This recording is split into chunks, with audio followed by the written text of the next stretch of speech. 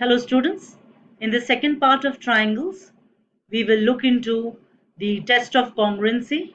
In the earlier video lesson, we stopped at two congruence rule, that is SSS congruence rule and SAS congruence rule.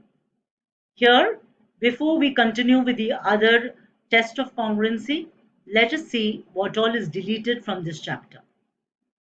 Now from this chapter, the proof of this theorem is deleted. You will have questions based on ASA congruence rule. Diagrams based on ASA congruence rule will be asked, but only the proof of the theorem is deleted. Then the topic that is deleted from this chapter, anything to do with triangle inequalities, you will not have.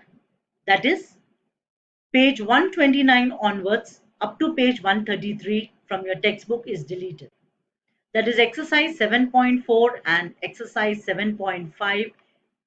Both these exercises are completely deleted. As you're aware that CBSE board has deleted few things from your math textbook. So from triangles, this is what is deleted. Make a note of it. So with this, let us continue with where we stopped. Test of congruency.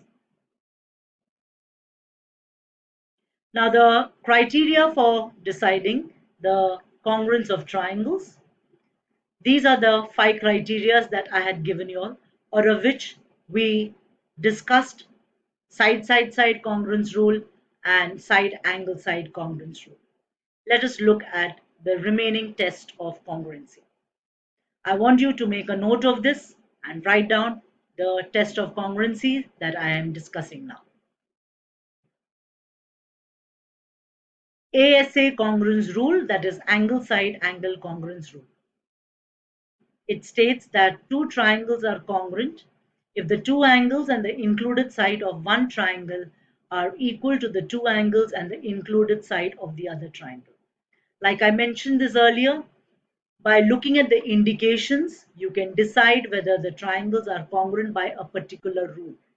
Now, if you look here, this angle which is shown in black is congruent to this angle in black. It's the same indication given out here. Here, one of the side is congruent to this side, and this angle is congruent to this angle. That means the two triangles, when I keep one on top of the other, they will definitely coincide because they are congruent by angle, side, angle. So this is the test of congruency.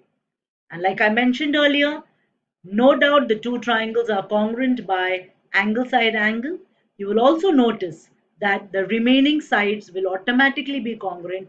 That means LM will be congruent to PQ because when you place LM and PQ together, they will coincide. MN will be congruent to QR. Angle M will be congruent to angle Q, so on and so forth. Now, in this diagram, you notice that the two triangles are joined together. So when you look at a figure like this, how do you decide the test of congruency? You have to look at the indications. This angle of this triangle is congruent to this angle of the triangle below. This angle of the uppermost triangle is congruent to this angle of the lowermost triangle. And this is a common side. So it is angle, side, angle. Okay. You could split the triangles if you find it difficult to consider it as one entire figure. So when you split the two triangles, you will realize that yes, one angle, one side, and one angle. So it is congruent by ASA congruence rule. Let us look at another test of congruency. Angle side congruence rule. Angle side congruence rule could also be read as SAA congruence rule. That is also correct. Two triangles are congruent if any two pairs of angles and a corresponding side are equal to the two pairs of angles and the corresponding side of another triangle. So if when you look at the diagram, you have an angle congruent to this angle in blue congruent to this angle in blue, and this side is congruent to this. So if I take this triangle and place it on top of this, they will exactly fit into each other. And you will also notice that once the two triangles are congruent, the other parts automatically become congruent. That is, this angle will be congruent to this side will be congruent to this side, and this side will also be congruent to this side. So this is angle side congruence rule. This is another example. I've given this angle as 110 degree. So this angle is also 110 degree. So the two angles are given. So you have one pair of angle.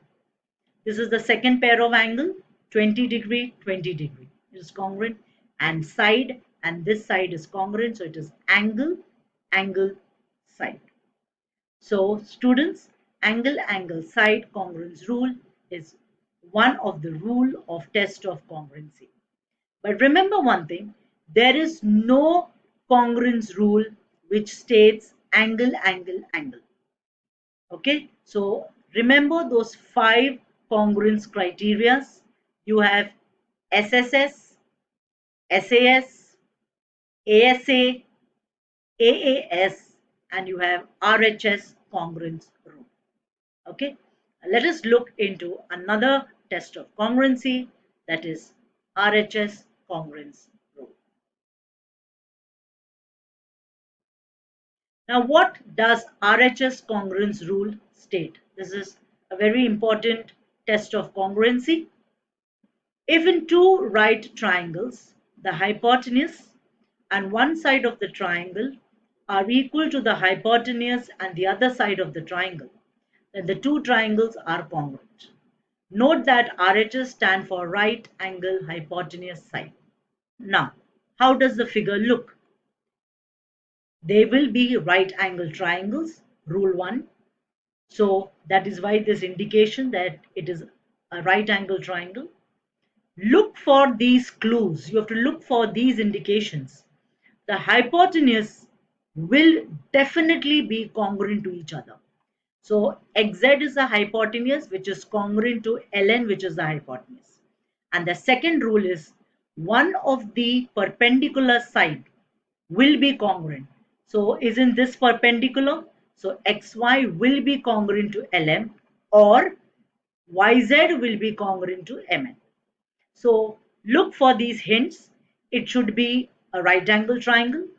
The hypotenuse should be congruent, and any one of the perpendicular side will be congruent to the same perpendicular side of the other triangle. Now what happens in this figure when the triangles are joined together? Now look for the indication. Yes, it is a right angle triangle. The hypotenuse is congruent, and one of the perpendicular sides should be congruent. So which perpendicular side will you look here at? There is no indication given out here. Look for the hint.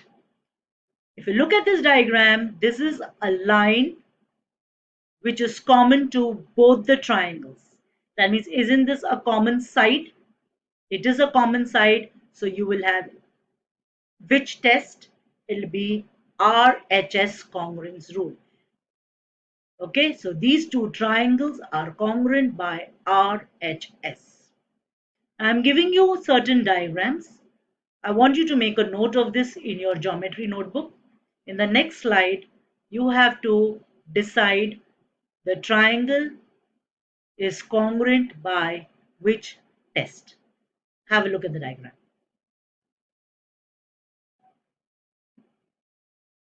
Okay, now the clue out here is it is a right angle triangle.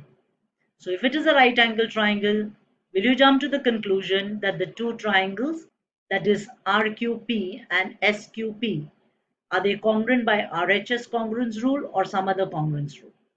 So what is the answer? Look for the indications. Have they indicated that the hypotenuse is congruent? No. So will it be RHS congruence rule or will it be SAS congruence rule?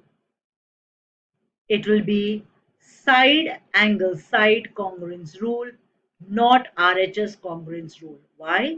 Because this side is common. It's a common side. PQ is a common side for this triangle PQR as well as for this triangle PQS. Not only that, this side, one of the perpendicular side, QR, is congruent to QS. So it is side, angle, side. Side, angle, side. Had it been RHS, they would have given the hypotenuse congruent. So just by looking at the diagram, students, you should be able to decide by which test of congruency the triangles are. So the clue is look for the indications. On the basis of the indications, you will decide. So make a note of this in your geometry notebook. Now, which rule explains why these triangles are congruent? So look at these two triangles. They are congruent by ASA. Where is the third A gone? It is out here. It is not shown, but you know that CBF is vertically opposite to GBH. So it is angle, side, angle. And here, are these two triangles congruent? They are not congruent. Why? Look at the indications. You have side, you have angle. Where is the third indication? Now, even if you consider this as a common side, it becomes SA. There is no such rule. So, these two triangles are not common. So, students, I want you to note down this too in your book. And we end the video lesson out here. In the forthcoming video lessons, we will begin with exercise 7.1. Until then, goodbye and take care. Thank you.